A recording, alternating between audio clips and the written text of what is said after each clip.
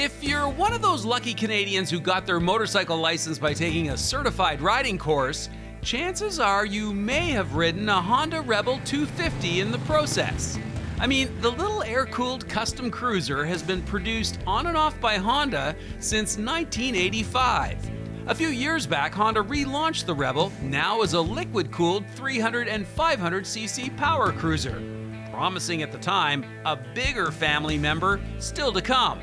Well, last summer, lo and behold, the Rebel 1100 arrived sporting the well-sorted 1084cc parallel twin lifted from their Africa twin. Unlike its smaller siblings, this throttle-by-wire Rebel is a much more sophisticated beast, boasting such items as optional dual-clutch transmission, 4 riding modes, traction control with integrated wheelie control, engine braking control, and of course, cruise control, all monitored on a large LCD display. Rolling on cast 18 and 16-inch wheels, this Rebel's saddle sits a mere 27.5 inches off the deck.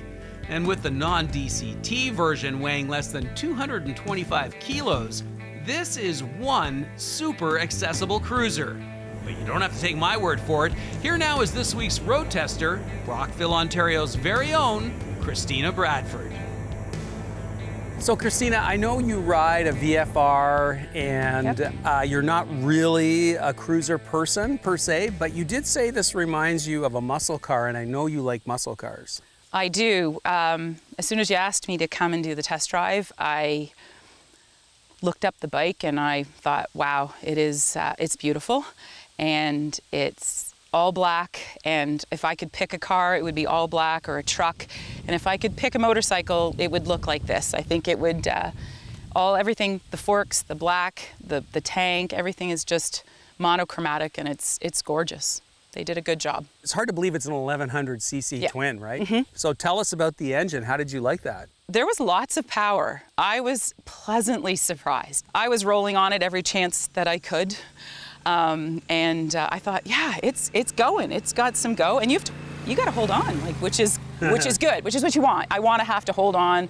If I'm cracking on the throttle, I want to feel like, if I'm not careful, I'm going to go flying off the back. And it did that. It really did that. So it was great. And the guys that I was riding with were like, wow, it's got some go. And I was like, I'm thoroughly impressed with that. So that was good. And now you mentioned you were nervous about the DCT transmission. I said, don't worry, it's smarter than you. Yes. It's also smoother than you. Did you see how smooth this thing shifts? So my opinion would be, I love the downshift. Mm-hmm. That was nice, because you go up to a stop sign and it just does it.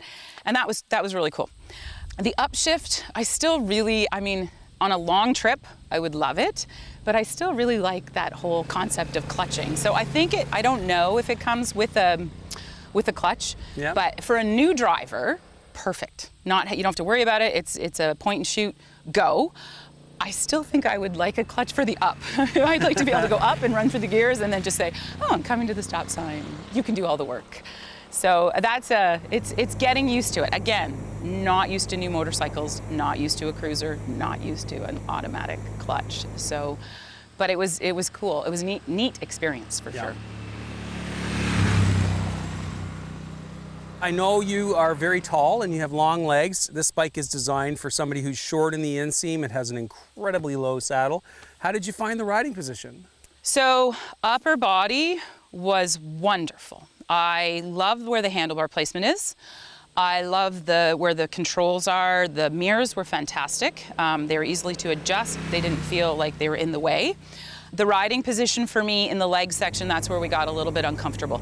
And I have a 36-inch inseam, and it's not standard for men or women. Mm-hmm. So I wouldn't be the proper judge for that. I think it would be more comfortable in a long drive, way more comfortable, because there was no pressure on my wrists or my shoulders. It was a very comfortable riding position. Yeah. I would think I would have to either move the pegs or do something for somebody that has a little bit taller legs. I do hear you can actually move the seat if you're even shorter. Yeah. There's an adjustment that you can do on this motorcycle that'll gain you 3 centimeters or something. It's hard for to believe shorter. It's so low as it is. Mm-hmm. Yeah. So who do you think this bike is for, and what would they do with it? That's a really good question. I would think anybody could drive it. Anybody would feel comfortable. I think even a newer driver could drive this motorcycle, and which is really cool because it is kind of a point and shoot, but there's lots of room to play. I think it would be, women could drive it comfortably and feel good. Like you'd feel good on this motorcycle. But I think guys would like it too. Like I really do. I don't think it's gender specific. I think that anybody would want to drive it because it's just because of its look. And it's, like I said, it drives very well. Well, Christina, it's been great to reconnect with you and Steve, and you did a fabulous job today. I'm so pleased you liked it. I'm assuming you had some fun? I did. I thank you for having me. It's a beautiful bike, and I don't think I'm ready to trade the VFR in yet, but Honda is definitely a company after my own heart. Nice job. Thank you. You.